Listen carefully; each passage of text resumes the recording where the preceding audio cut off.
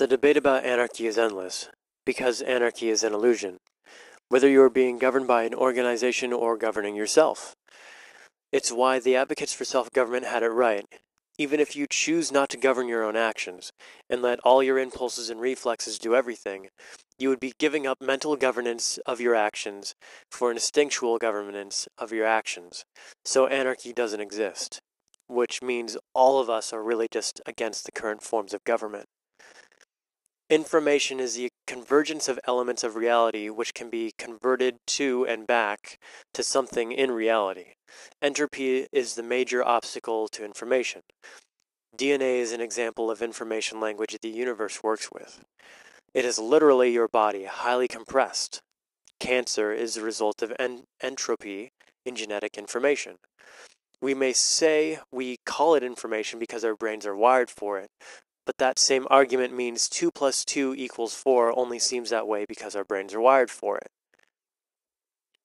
Brain-produced information must necessarily come from the work of a brain, or rather, what may count as human information is information which is produced by human senses, brains, and actions.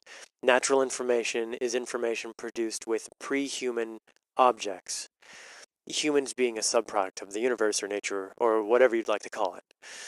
To survive, humans must reformat and utilize parts of the universe for their own purposes, such as eating plants and animals, absorbing heat, and respiration of certain gases.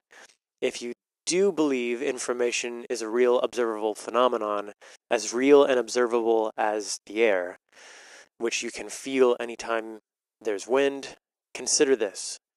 The state is real. It is an information-based entity, much like a virus, only much worse, as few viruses actually kill things which do not work for it or try to work against it. This makes the state closer to the human immunovirus.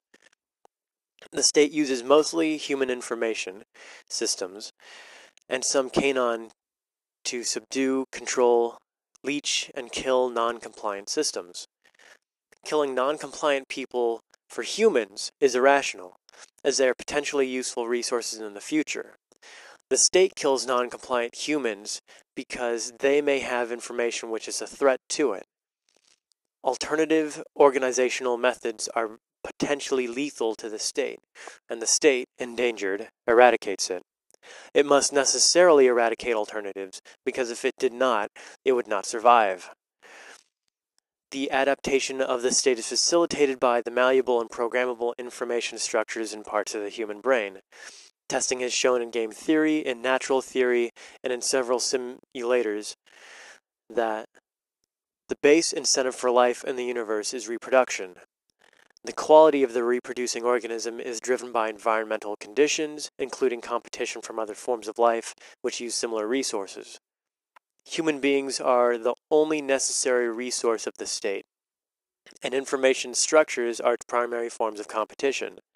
The state, in all its forms, including prison gangs, are necessarily misanthropic. The state, the idea a larger state to rule and absorb all other states will somehow be better is absurd. All states are only effective if they steal from and or kill the non-compliant. If the state became too violent, it would kill itself. If it became non-mandatory, it would cease to be a state.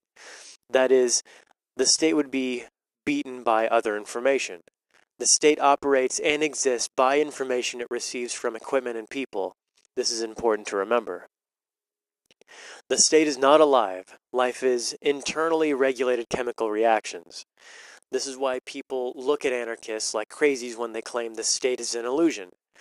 All human beings are born with some knowledge of how the universe works. Studies with infants have shown they pay extra attention to simple optical illusions, magic tricks, even though it's much too early for them to have learned reality is consistent. All learning life must have some basic knowledge to advance its knowledge through experience. So a priori knowledge must precede a posteriori knowledge. When you say something contradictory to this sense, a bullshit alarm goes off in people's head. Anarchy cannot exist because there's always physics and instincts. The state does exist, just look around.